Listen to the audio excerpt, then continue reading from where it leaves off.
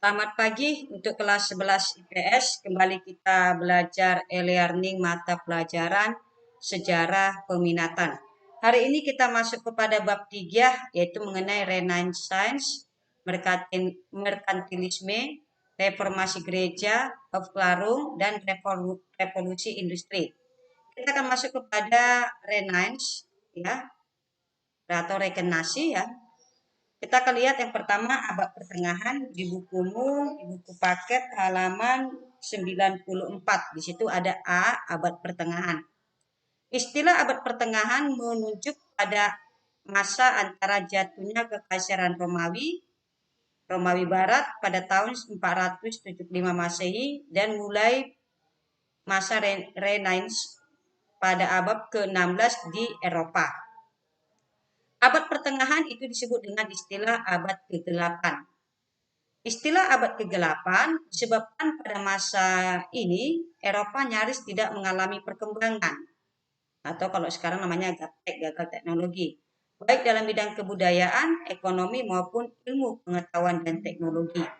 Zaman kuno, masa sebelum abad pertengahan, zaman modern itu zaman kuno, masa sebelum abad pertengahan, terus zaman modern itu masa setelah abad pertengahan. Jadi zaman kuno inilah bisa dikatakan dengan masa abad pertengahan, sedangkan zaman modern itu masa abad setelah abad pertengahan. Paham ya? Zaman kuno itu sebelum abad pertengahan, sedangkan zaman modern setelah abad pertengahan. Oke, berikutnya kita akan lihat B, masa Renaissance atau regenerasi. Secara Arabiah, Renaissance itu bahasa Prancisnya Renaissance berarti kelahiran kembali. Ya, kelahiran kembali dari masa-masa kuno ke masa modern. Orang-orang yang giat dan tekun mengelola kembali dua kebudayaan klasik itu disebut dengan kaum humanis. Beberapa tokoh kaum humanis antara lain Thomas More, ya, Jantenes, Taktaka, Erasmus, Rabelais itu pada tahun 1553. Berikutnya kita akan lihat faktor-faktor lahirnya gerakan Renaissance atau masa lahir kembali. Pertama, faktor yang mendukung lahirnya gerakan Renaissance yang pertama adalah munculnya banyak kelas menengah.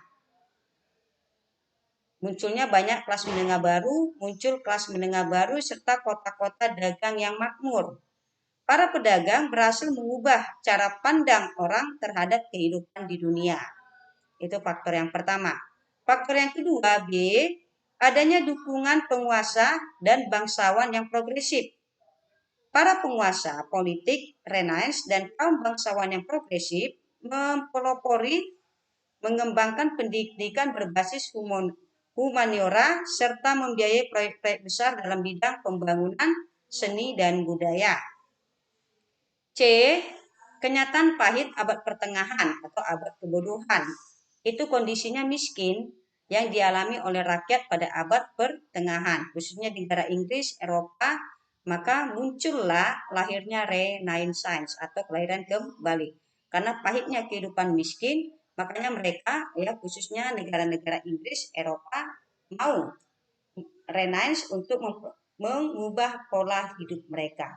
Oke, sampai di sini pelajaran kita mengenai bab 3. Nanti minggu depan kita akan lanjut.